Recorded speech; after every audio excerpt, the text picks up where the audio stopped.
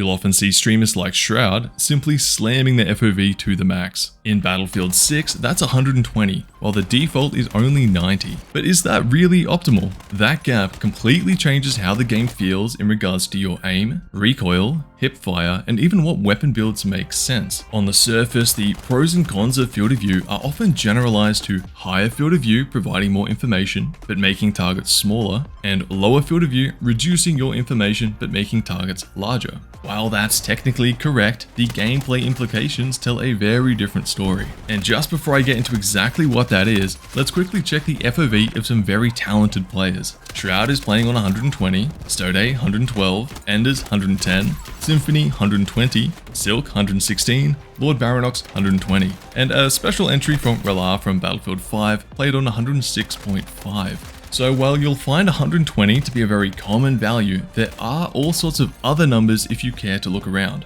And you may have noticed there's nothing close to 90. If you want a field of view that's good enough, you can't really go wrong choosing something between 110 and 120. But if you want optimal and to know what changing this value is actually doing to your gameplay, stick around for the rest of the video. So, first of all, different games often use different FOV scales. 2042 used something called vertical degrees, whereas Battlefield 6 uses horizontal degrees. So 90 FOV in 2042 would actually be 121 in Battlefield 6. In regards to aiming, the single biggest thing field of view is changing is how quickly enemies appear to be moving on your screen. The wider it is, the slower they get. The narrower it is, the faster they get. Playing at higher fields of view like 110 to 120 essentially puts the enemies into slow motion compared to the default of 90. Check out this example. I'm standing in the exact same spot on 90 FOV and on 120. You can see for yourself just how different the perceived movement speed of the enemy is. The higher your field of view is, the fewer pixels on your screen enemies cross over per unit of their in-game movement. Now, the obvious trade-off here is target size. You're basically exchanging enemy speed for size. The slower you make them, the smaller they become, and smaller targets are harder to hit. This is where the word optimal comes into play. If the game had uncapped FOV, you could theoretically crank that all the way to something like 200 and have super slow enemies. But the trade-offs in target size and screen distortion simply wouldn't be worth it. And if you take a look at a game like Quake Champions with a very high FOV cap of 140, there isn't a single pro player on this list using it. The highest value is 130, with most players sitting somewhere between 110 and 120. Now, Quake is a very different game to Battlefield 6, so directly comparing them isn't totally fair, but I do think it's a good example of how players have naturally found a balance between target size, speed, and a few other relevant effects of FOV. Compared to games like Quake, Apex Legends, Overwatch, Fortnite, etc., Battlefield 6 has very grounded and slow movement. You don't have enemies zipping all over your screen. The most you can expect to see pushing these boundaries is someone sliding or jumping. For this reason, leveraging the slow down effect of high FOV isn't quite as valuable in Battlefield 6 as it can be in other games with faster movement. And this can be a good justification for using a field of view below the cap of 120. While we're on the topic of aiming, your field of view greatly impacts how fast or slow your mouse sensitivity feels.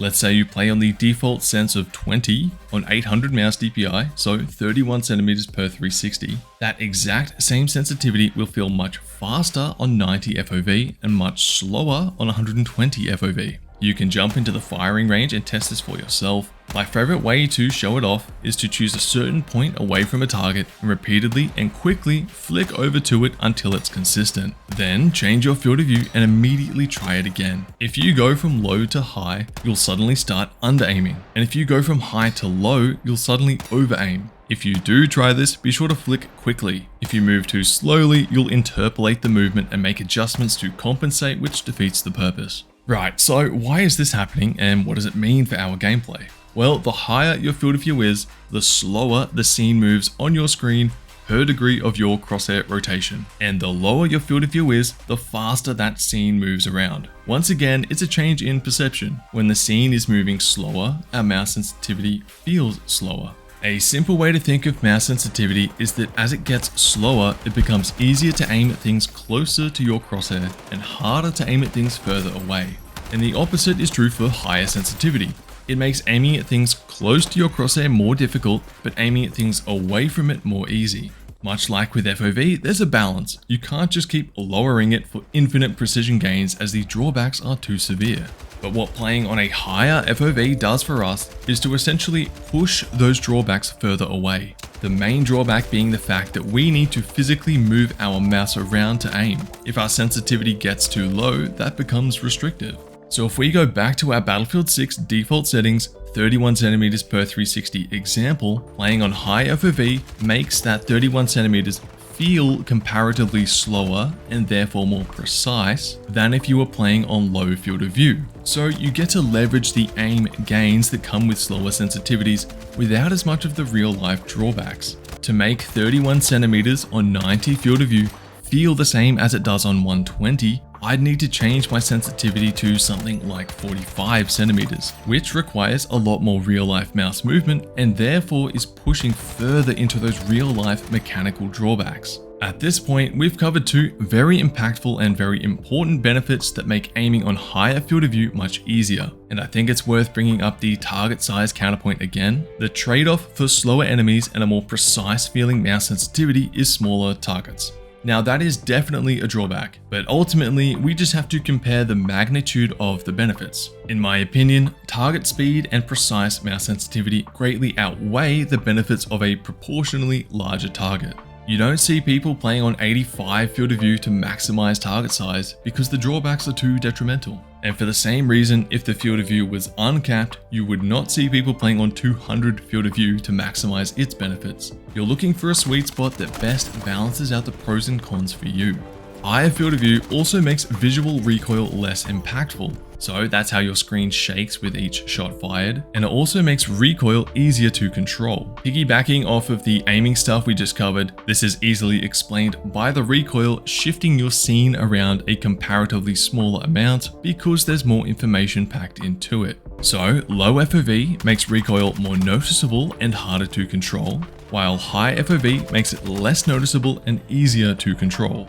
I believe the gameplay experience of default 90 or even lower compared to 110 to 120 also impacts how you build your weapon loadouts. On lower field of view, you are more inclined to spend points on improving recoil and perhaps even avoiding hipfire improvements like lasers when hipfire is extremely strong in this game. Because low FOV makes close quarters combat much more difficult. Everything moves so quickly and you have very little information about enemies in your periphery. Whereas someone playing on high FOV may feel less of a need to invest in recoil and can instead spend points on suppressors, better ammo, hipfire and scopes. To finish off, let's look at a few other crucial details that didn't quite fit into the previous explanations. First, let's address visibility. This would have to be the most common justification for playing on lower field of view. When enemies are too small, they can be hard to see, and this is true for stationary enemies. They are unquestionably easier to see on lower field of view as you have more detail to pick them out from the environment.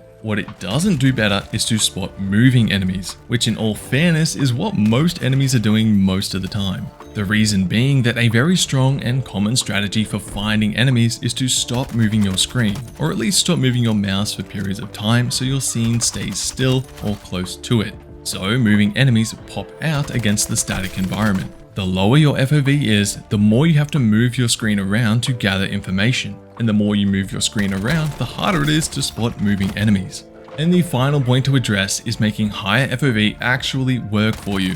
Depending on the size of your screen and how far away you sit from it, your experience will change drastically. To know exactly what I'm talking about, I encourage you to hop in-game, set the FOV to 120, then sit right in front of your monitor. Then gradually move back, and at a certain point the image will go from being well proportioned to having a fisheye, warped look to it that gets worse the further you move away. There's a whole lot more going on with screen distance that I've covered in another video that I'll link to below if you're interested, but for now, in regards to FOV, I would advise that you choose a value between 110 and 120 in Battlefield 6, chosen and tested at your normal, comfortable screen distance, and to choose a value that doesn't show any uncomfortable warping. For me, that sweet spot sits at around 117. If I go all the way to 120, it starts to warp, and I can counter this by sitting closer to my screen, but that's not a compromise I really want to make. As far as my playstyle goes, I highly prioritize aiming and don't shy away from close quarters, so choosing a higher FOV makes the most sense for me. If you are more of a medium to long range player and prefer to hold angles and to play more tactically, a value closer to 110 may be more beneficial to you. Ultimately, I encourage you to experiment with different values to find what looks and performs best for you, your setup, and your playstyle. And to remember that changing your FOV changes how your mouse sensitivity feels, so you may need to adjust that as well. I know this video could have been much shorter, but really the point of it was to show you precisely what changing your FOV actually does, and this knowledge is transferable to any FPS game. If you're looking to improve your aim, I highly encourage you to check out my very own Clawmate mouse mod I designed over at struthgaminggear.com. They allow you to set up these extra surfaces to grip into, significantly increasing your control. I've recently put up a gallery of setups submitted by the community, which is a cool insight into the many creative ways you can use them. Thanks so much for watching, be sure to subscribe for more content like this, and I'll catch you in the next one.